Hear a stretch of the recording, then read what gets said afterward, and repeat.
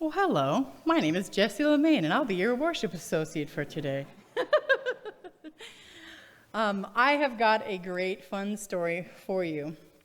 When I was in college, I studied music education, and I had my sights set on being a band teacher one day, teaching kiddos how to play instruments. And although that's not my career right now, I cherish every minute studying music ed. It was a total blast, and I learned skills that I use every day.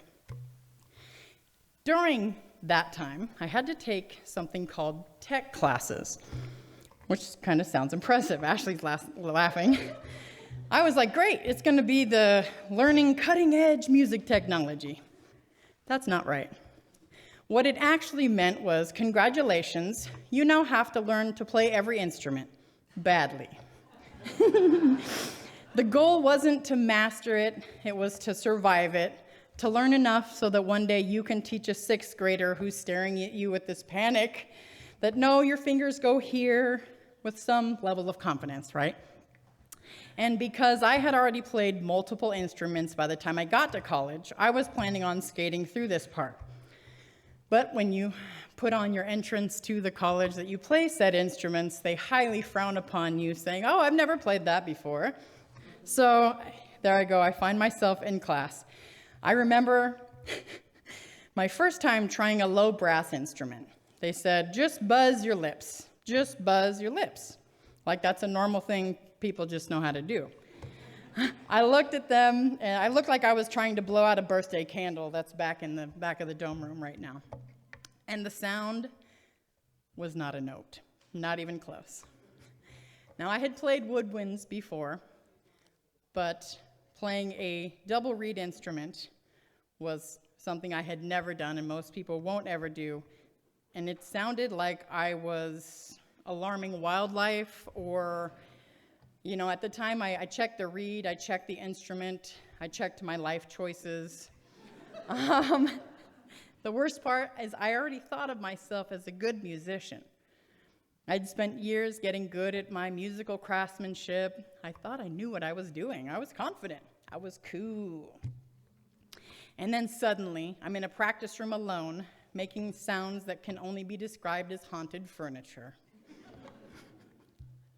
It's a very specific kind of humbling to be bad at something in a building full of people who are also trying to not be bad at things. You start to develop coping strategies. You play quieter than the people around you. You laugh before anyone else can. You say things like, oh, I totally meant to do that, when you absolutely did not mean to do that. But somewhere in all of that, something unexpected really happened. It became fun. It became, because when you accept that you're going to be bad, you stop trying to protect yourself from it. There's nothing to prove. There's no reputation to defend. You're already at zero. You might as well just go for it. There is a weird kind of freedom in that, too. You try things, you experiment, you make terrible sounds on purpose just to see what happens, and slowly, very slowly, those terrible sounds start to improve. Not dramatically, not overnight, but enough to teach sixth graders not how to panic and where their fingers go. Enough that one day you play a note and think, oh, that was almost on purpose. Those classes didn't really just teach me instruments. They taught me what it feels like to be a beginner again, to sit in that awkward space where you don't know what you're doing, your hands don't cooperate, and your progress feels painfully slow.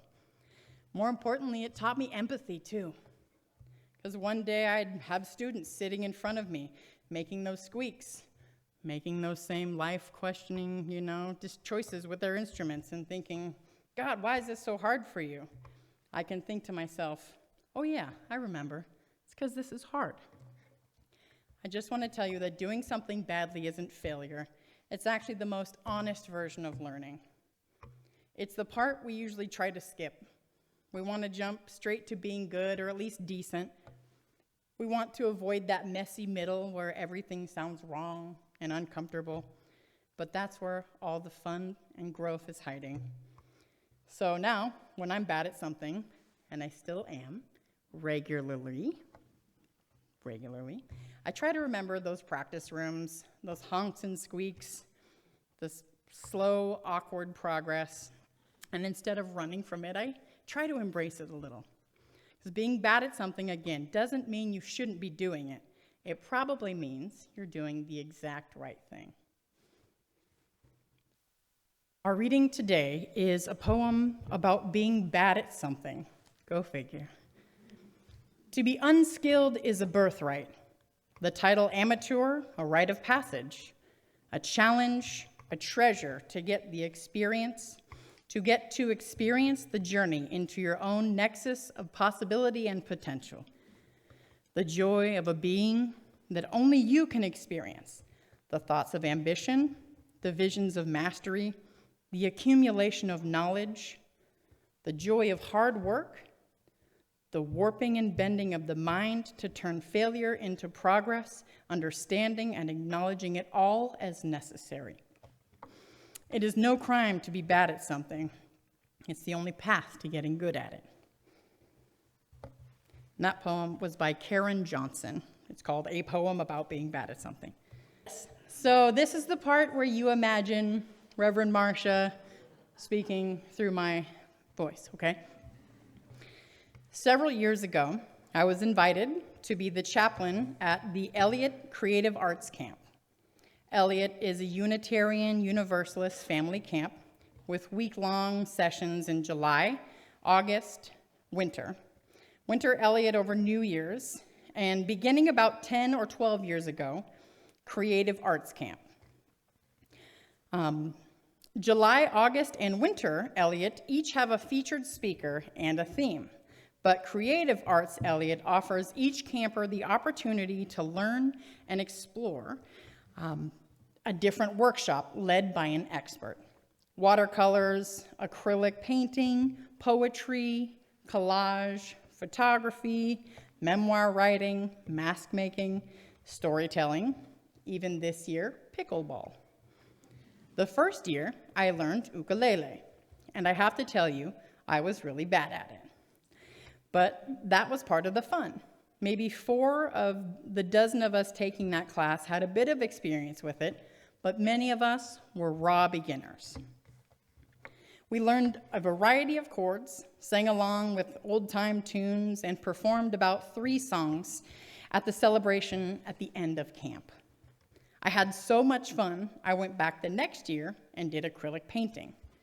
And this summer, I'm going back again. Maybe I'll try crochet this time. As a person with a professional job, I admit I don't do a whole lot of stuff I'm really bad at.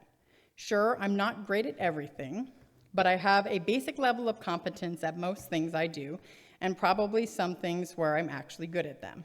But ukulele? Nope, I was just bad. It was so freeing to be bad at something. So good to try something as an absolute beginner and get a little better at it. By the end of 4 classes, I could competently play at least 5 chords. I couldn't strum good patterns, but I could, with effort, make my fingers go in certain places, strum down and make a chord that sounded different than another chord, created when I put my fingers in different places. So it was pretty great. Malcolm Gladwell, in his book Outliers, popularized the idea that it takes 10,000 hours of practice to become world-class at something. It's an idea that has some truth to it. For most of us, mastering something takes practice. If we want to be Serena Williams, or Yo-Yo Ma, or Michael Phelps, we need to spend many, many hours practicing the basics. Now, if we want to be the next Michael Phelps, we also need a particular physique. And if we want to be Serena Williams, it's helpful to have a driven father as your coach. And Yo-Yo Ma must have had some natural musical talent to begin with. That's gotta be true. And you have to work with what you have. Iona Mar is a fabulous rugby player, and she wouldn't be an elite gymnast.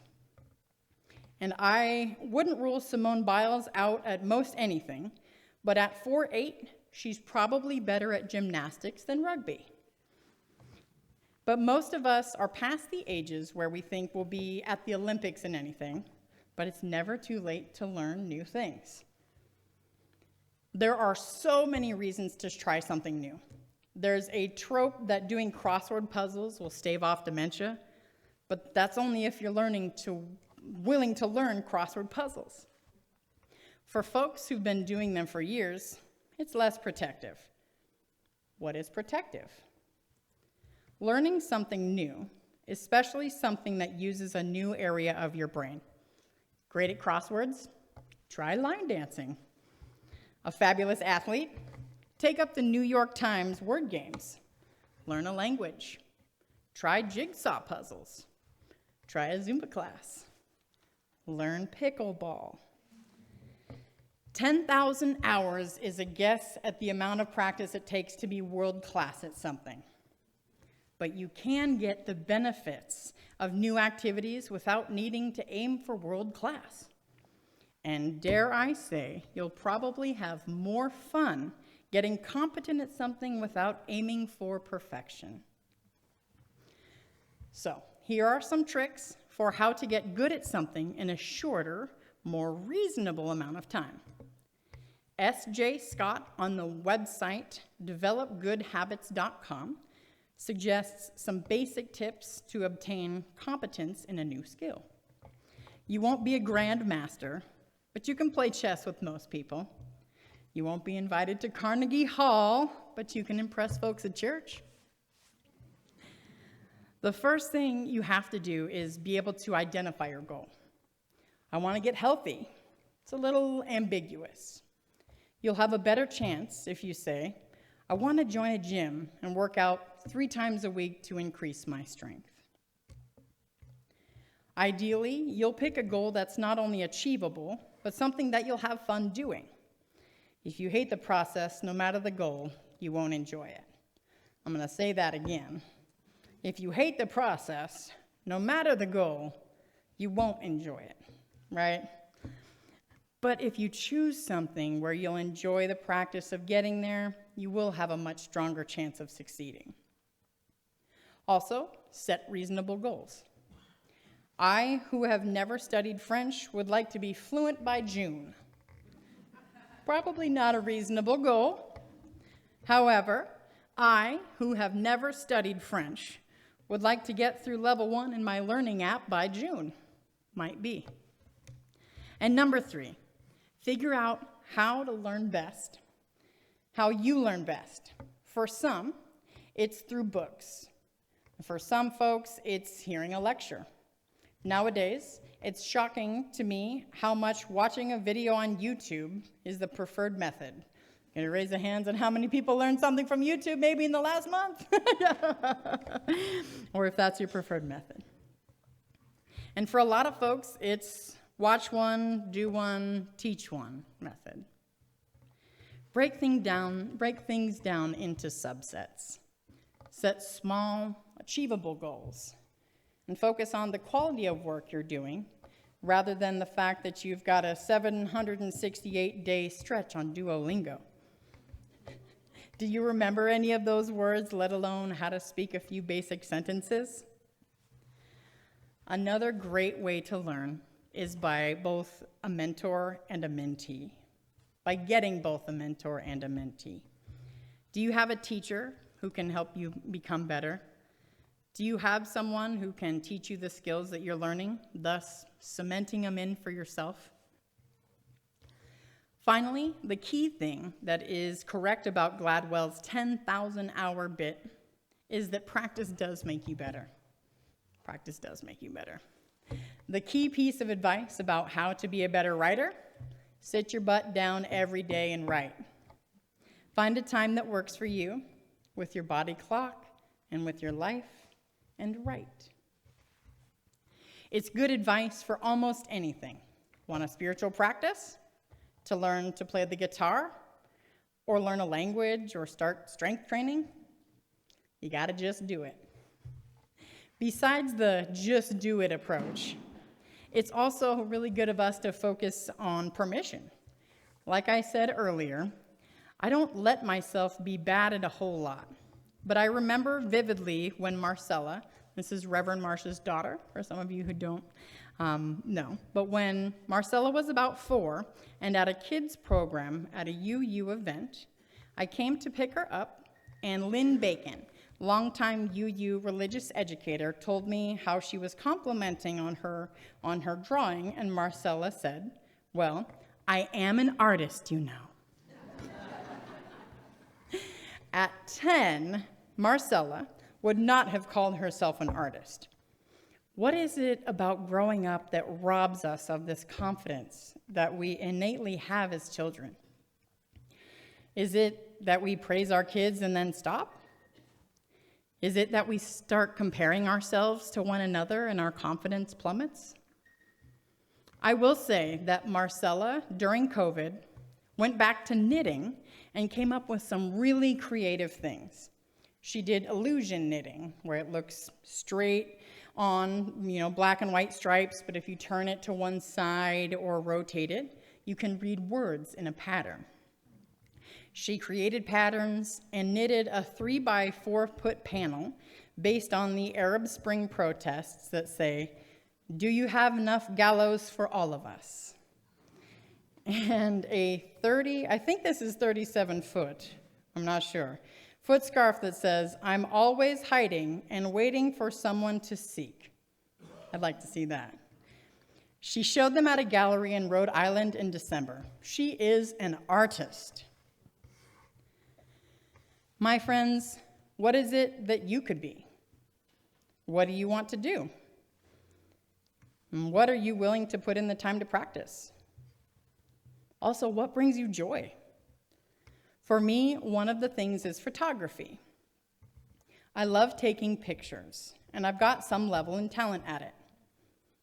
I don't know how to use a real camera, but I do take some nice pictures on my iPhone. Is it something that brings me joy? Yes. Is it something I practice? Well, I have 62,000 photos on my phone. So that number went up from the last time I heard that, right? Right? That's a lot of pictures. So that answer might be yes as well. That's a lot of practice. Do I have things to learn? Absolutely. That's why it's called practice. Now I confess, as much as I thought I might maintain my newfound ukulele practice, I did not. My purple ukulele sits, mostly unused, in my basement, but I absolutely don't regret trying it. I have countless, mostly unused watercolors and acrylics as well. You do know that doing art and collecting art supplies are entirely different hobbies, right? But as our reading said today, the visions of mastery, the accumulation of knowledge, the joy of hard work, the warping and bending of the mind to turn failure into progress, and understanding and acknowledging it all as necessary. It's no crime to be bad at something. It's the only path to getting good at it. Let yourselves be bad at something. Enjoy the process. Maybe you'll get good at it. Maybe you'll have fun being bad at it. My friends, Yoda says, "Do or do not, there is no try." But I say trying is where all the doing comes from. May it be so. Blessed be, and amen.